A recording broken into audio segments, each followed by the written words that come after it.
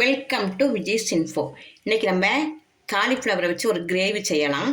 நல்ல காலிஃப்ளவரை கட் பண்ணிவிட்டு கொஞ்சம் சுடு தண்ணியில் மஞ்சள் பொடி போட்டு 5 நிமிஷம் மட்டும் கொதிக்க வச்சு எடுத்துருக்கேன். அதில் இப்போது கொஞ்சம் மிளகாய் பொடியும் கொஞ்சம் உப்பும் போட்டு விரைய வச்சுருக்கேன்.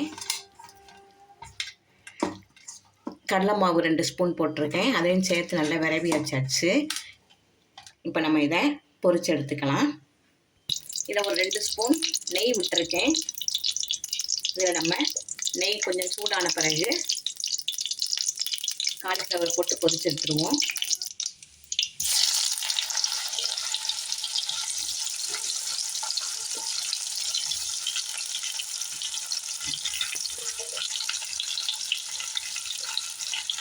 கொஞ்சம் மிளகாத்தூள், உப்பு, கொஞ்சம் கடலை மாவு 2 ஸ்பூன் கடலை மாவு போட்டு நல்லா விளைய வச்சுருக்கேன்.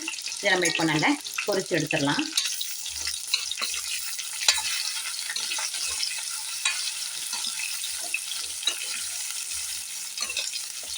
ரொம்ப டீப் ஃப்ரைலாம் பண்ண வேண்டாம்.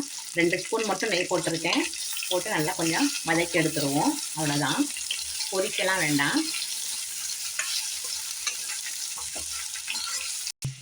காலிஃப்ளவர் வெந்துட்டு இருக்க டைமில் நம்ம கொஞ்சம் இதில் இஞ்சி பூண்டு விழுது,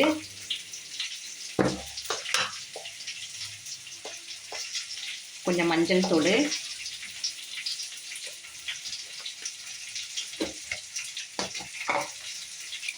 தனியாவும் மிளகு பொடியும் சேர்ந்து அரைச்ச பொடி, குழம்பு பொடி,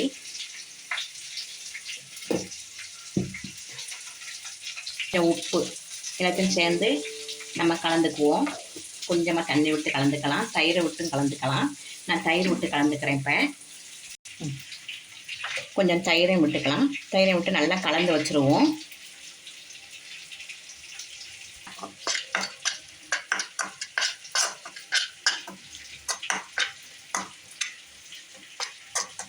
இது அப்படி இங்கே இருக்கட்டும். ஒரு 40% வெந்தால் போதும். நம்ம இப்போ எடுத்துருவோம் இதை.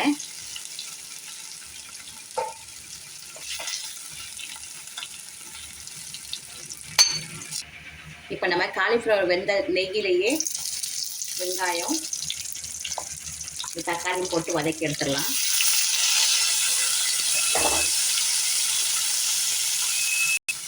நல்லா வதங்கி வச்சு இப்போ நம்ம இதை எடுத்துருவோம்.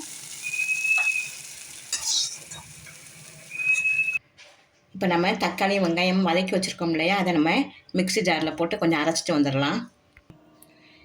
இப்போ ஒரு கடாயில் கொஞ்சம் நெய் விட்டுக்கலாம். 1 ஸ்பூன் நெய் விட்டுருக்கேன். கொஞ்சம் பட்டை, மசாலா ஜாமான் எல்லாம் போட்டுக்கலாம். 2 ஏலக்காய், கிராம்பு,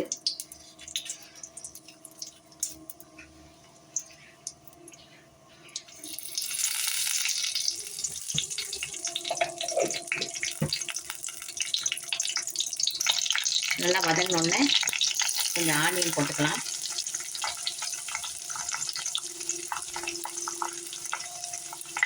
நல்லா வதங்கட்டும்.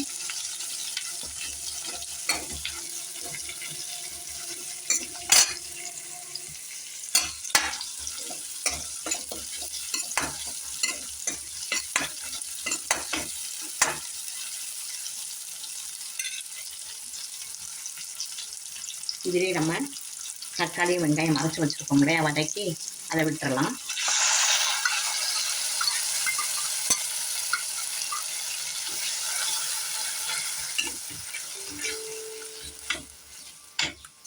நல்லா பச்சை வாசனை போகட்டும். இந்த ஸ்டேஜில் நம்ம தயிர், குழம்பு பொடி, உப்பு எல்லாம் கரைச்சி வச்சுருக்கோம் இல்லையா, இஞ்சி பூண்டு விழுது எல்லாத்தையும் சேர்த்து இதில் அரைச்சி சேர்த்து வச்சுருக்கோம். அதை இப்போ இதில் விட்டுறலாம். இஞ்சி பூண்டு விழுது, குழம்பு பொடி, தயிர் எல்லாம் சேர்ந்து நல்லா இப்போ கொதிக்கட்டும்.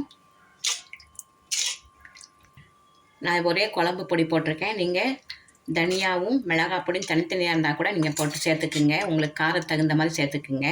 நான் எல்லாம் சேர்த்து அரைச்சி வச்சுருக்கிறதுனால நான் இப்போ இதை போட்டு வச்சுருக்கேன். நல்லா அது கொதிக்கட்டும். நல்லா கொதிச்சிருச்சு பாருங்கள். இப்போ நம்ம தேவைக்கு உப்பு போட்டுக்கலாம்.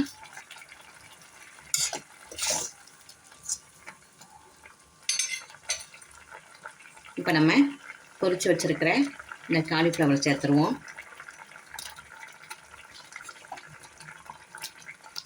இது நல்ல இட்லி, சப்பாத்திக்கு, இட்லிக்கு, சாதத்துக்கு, நானுக்கு எல்லாமே சூட் ஆகும்.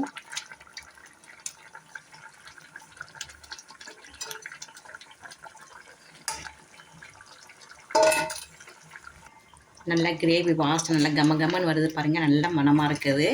நம்ம இதில் கறி மசாலா கூட போட்டுக்கலாம். கறி மசாலா விருப்பப்பட்டீங்கன்னா கறி மசாலா போட்டுக்கலாம். நான் கறி மசாலாலாம் போடலை. நல்லா கலர்ஃபுல்லாக சூப்பராக இருக்குது பாருங்கள். இது நல்லா 2 நிமிஷம் கொதிக்கட்டும். இப்போ இதில் கொஞ்சம் கஸ்தூரி மேத்தி போட்டுடலாம்.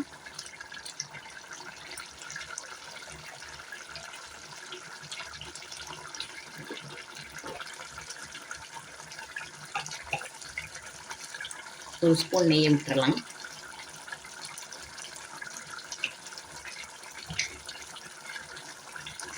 அவ்வளோதான், கிரேவி ரெடி ஆயிடுச்சு. அவ்வளோதான், இறக்கிடுவோம். இப்போ நல்ல டேஸ்டான நல்ல ஹெல்த்தியான ஒரு மசால் பாருங்கள். நல்ல காலிஃப்ளவர் மசாலா ரெடி ஆயிடுச்சு. இதில் நீங்கள் பச்சை பட்டாணி வேணால் கூட நீங்கள் சேர்த்துக்கலாம். இதே சூப்பராக இருக்குதும். உங்களுக்கு பச்சை பட்டாணி கிடச்சதுன்னா பச்சை பட்டாணியும் சேர்த்து வேக வச்சு இதில் போட்டுருக்குங்க. நல்லா கிரேவி செம்ம டேஸ்டான ஒரு கிரேவி ரெடி ஆயிடுச்சு. இதை உங்கள் வீட்டில் செஞ்சு அசத்துங்க. இந்த கிரேவி உங்களுக்கு ரொம்ப பிடிச்சிருக்குன்னு நினைக்கிறேன். பிடிச்சிருந்தா லைக் பண்ணுங்கள், ஷேர் பண்ணுங்கள், சப்ஸ்கிரைப் பண்ணுங்கள், பெல் ஐக்கானை தட்டி விடுங்க. மற்றும் ஒரு நல்ல ரெசிபியை உங்களை சந்திக்கிறேன். பாய்.